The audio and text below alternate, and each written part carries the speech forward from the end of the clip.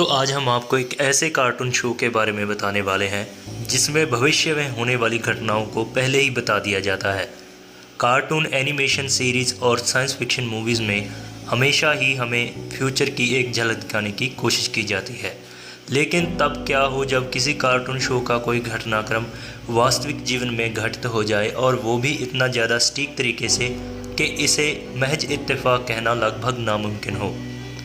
तो आपको इस रहस्यमय कार्टून शो के बारे में बताते हैं। इस कार्टून शो का नाम है द सिम्पसन्स।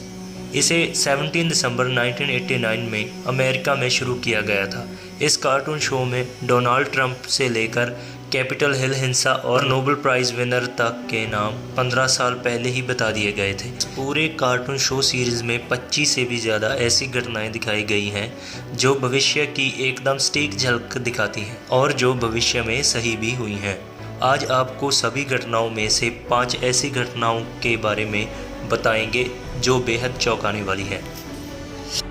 नंबर 1 पर हम बात करेंगे डोनाल्ड ट्रंप की। साल 2000 में आए सिम्पसन्स के सीरीज़ 11 में ये दिखाया जाता है कि अमेरिका का राष्ट्रपति एक संघी आदमी बन गया है और उसका नाम ट्रंप है। आप इस कार्टून करैक्टर को रियल लाइफ ट्रंप से भी मिलाकर देख सकते हैं।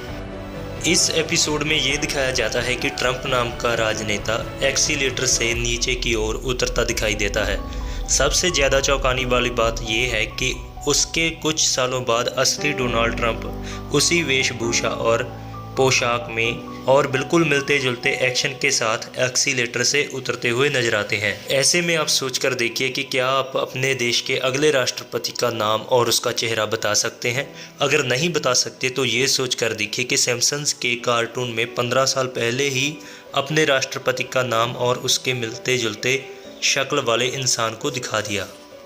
दोस्तों, नंबर 2 पर हम बात करेंगे नोबेल प्राइज़ की। ये 22वें सीज़न का पहला एपिसोड होता है जिसमें सिम्पसन्स परिवार के कुछ बच्चे इस बात पर शर्त लगा रहे होते हैं कि इकोनॉमिक्स का नोबेल प्राइज़ विनर कौन होगा। इस सीन के बीच में ही एक किरदार ने अपने हाथ में एक पर्चा पकड़ा होता है जिसके अंदर एक नाम लिखा है बेंगट होल्मस्ट्रॉन्ग। लेकिन आपको ये बात जानकर हैरानी होगी कि ये एपिसोड साल 2010 में टीवी पर दिखाया गया था, जबकि बेंगट होल्मस्ट्रॉन्ग ने 2016 में इकोनॉमिक्स का नोबेल प्राइज़ जीता। दोस्तों, तीसरे नंबर पर हम बात करेंगे कैपिटल हिल हिंसा के बारे में। जनवरी में बाइडेन को आधिकारिक रूप से राष्ट्रपति बनाने की प्रक्रिया के दौरान बड़ी संख्या में डोनाल्ड ट्रंप समर्थकों ने कैपिटल हिल पर हमला बोल दिया था। कई विश्व नेताओं ने इसे दुनिया के सबसे पुराने लोकतंत्र के इतिहास में काला दिन करार दिया था। लेकिन साल 1996 के सिम्पसन्स के the day the violence dead के एक एपिसोड में एक दंगा की झलक दिखाई गई थी जिसमें एक संवैधानिक संशोधन द्वारा ध्वज जलाने पर प्रतिबंध लगाने की कोशिश के बाद कई पात्रों ने बम और बंदूकों के साथ कैपिटल पर हमला कर दिया था। यह दृश्य साल 2021 में हुई कैपिटल हिल की घटना से काफ़ी मिलता जुलता था। Number 4, face time. 1995 में सिम्पसन्स के सीज़न 6 एपिसोड 19 में लीसा को अपने फ़ोन की वीडियो चैट का उपयोग करते हुए मार्ज के साथ बातचीत करते हुए दिखाया गया था।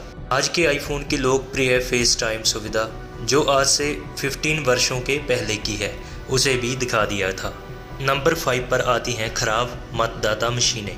साल 2008 के season 20 episode 4 horror the tree house के एपिसोड में ये दिखाया जाता है कि सिम्पसन्स का मुख्य किरदार बराक ओबामा के काम से बहुत ज़्यादा खुश होता है। अगली बार भी उन्हें ही वोट देने के लिए वो वोटिंग मशीन पर बराक ओबामा के नाम पर क्लिक करता है, लेकिन वोटिंग मशीन खराब होती है। उसका वोट जॉन मकेन नाम के दूसरे राजनेता के खाते में चला जाता है। लेकिन चौंकाने वाली बात तो तब हुई जब 4 साल बाद यानी 2012 में राष्ट्रपति के चुनाव में भी एक व्यक्ति ने जब बराक ओबामा को वोट देने के लिए मशीन पर क्लिक किया तो उसका वोट दूसरे राजनेता को चला गया। फिलहाल दोस्तों, आपने टाइम ट्रैवल को लेकर बहुत से किस्से, कहानियां और ना जाने क्या क्या सुने होंगे, लेकिन द सिम्पसन्स अपने शो में अक्सर होने से पहले ही घटनाओं को चित्रित करने के लिए प्रसिद्ध है और वो वास्तविक दुनिया की घटनाओं से मेल भी खाते हैं, जिस बात की ओर इशारा करते हैं कि शो के निर्माता मैट ग्रोनिंग एक समय यात्री है। ठीक है, चाहे वो समय यात्री ना हो, लेकिन आपको यह स्वीकार करना होगा कि कुछ तो गड़बड़ है।